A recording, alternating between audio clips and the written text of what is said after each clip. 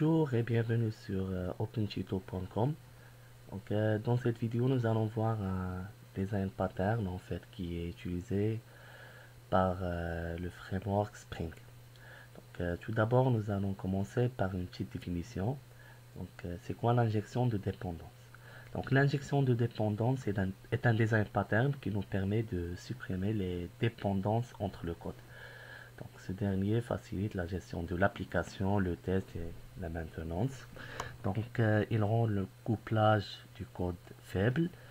On peut faire beaucoup de modifications dans notre application sans faire beaucoup de modifs dans le code. On peut faire pas mal de modifications en modifiant un peu de code. Nous avons deux façons pour faire l'injection de dépendance. La première méthode, c'est par constructeur et la deuxième par la méthode setter. Nous allons voir comment faire par un constructeur. Le premier cas, nous allons injecter une variable primitive. Un constructeur, c'est avec le constructeur qu'on peut créer un objet. Là, comme vous voyez, nous allons créer une classe. On a deux autres cas qu'on va aller voir par la suite. On va injecter un objet et on peut injecter des listes ou bien des sets. Dans cette vidéo, nous allons voir comment faire pour injecter une variable primitive. La première chose, nous allons créer une classe personne. Cette classe va contenir deux variables, ID et nom, et trois constructeurs pour voir tous les cas possibles. Le premier constructeur, il va initialiser une seule variable, c'est la variable entière. Le deuxième va initialiser la variable nom de type string. Et le troisième va initialiser les deux variables à la fois. Comme vous voyez, on a une méthode affichée qui va afficher le résultat de ces deux variables. Nous allons commencer la partie pratique. On va créer un simple projet Java.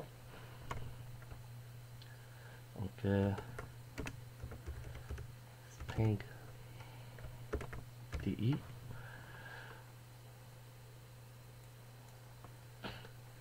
On a créé notre projet. La première chose, c'est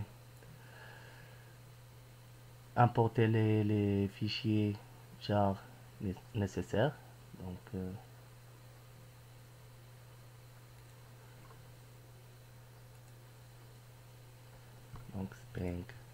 Spring Core.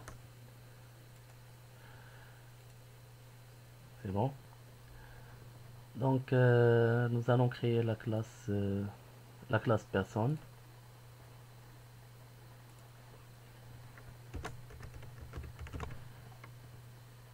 Dans le package.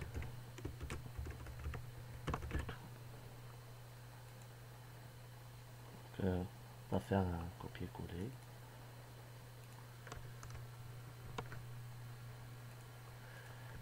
Et hop, classe personne est créée. Là, la deuxième étape, c'est de créer un fichier XML. C'est le fichier application contexte.xml. C'est notre conteneur. C'est au niveau de ce fichier qu'on va faire la création des objets et l'injection des dépendances. Là, comme vous voyez, on a trois cas. On va créer le premier bin. Là, le bin, c'est un objet. L'id, c'est le nom de l'objet. Et classe, c'est la classe qu'on va instancier. Là, on a donné. C'est comme, par exemple, avec le new class, on met le nom de la classe égale new class. New, le nom de la classe. C'est le même principe. Là, on a bien ID. Le nom de l'objet, c'est PER. Et le nom de la classe, c'est personne. Là, on va faire appel au premier constructeur qui fait initialiser la variable entière.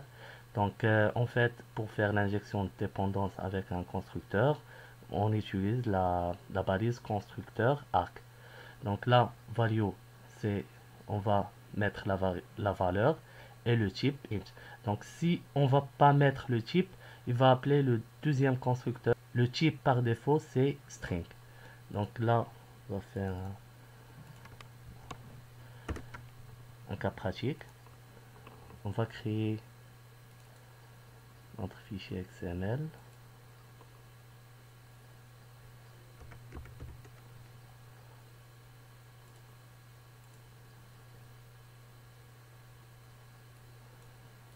Application texte.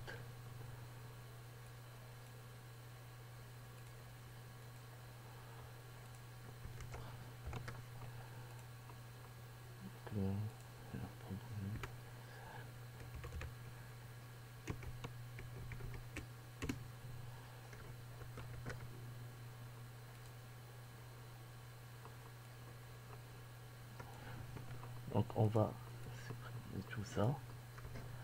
On va faire un cas par cas. Donc là, comme vous voyez, on a créé notre conteneur. Et on va créer la classe d'exécution. C'est la classe main.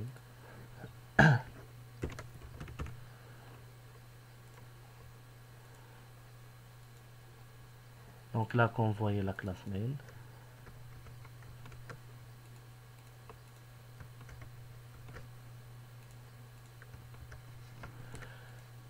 Donc là, la classe main, là, application contexte, on charge notre fichier XML, notre conteneur. Après, on récupère l'objet PER, donc de type personne.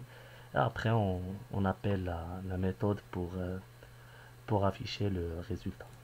Donc, on va faire un test. Et bon, voilà, 25, nul. Donc là, on va tester le deuxième cas. Donc, le bin avec la variable string.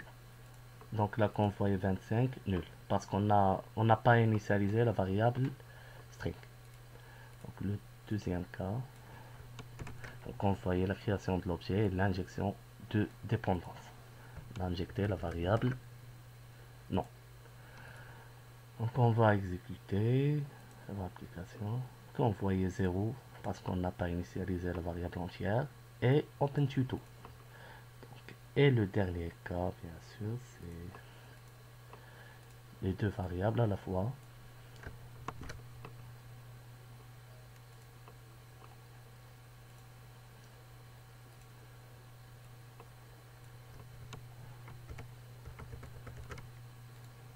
Main et 25 Open Tuto. Donc comme je vous disais, donc si on met pas le type de la variable, donc dans ce cas automatiquement il va faire appel au constructeur de type string. Donc, on va faire un petit exemple. Là, mais on a mis une valeur entière.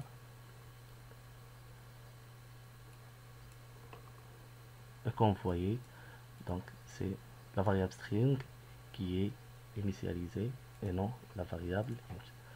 Donc si on met pas le type de variable, c'est par défaut string. Donc j'espère que vous allez apprécier cette vidéo. Donc je vous remercie et à la prochaine vidéo. Salut.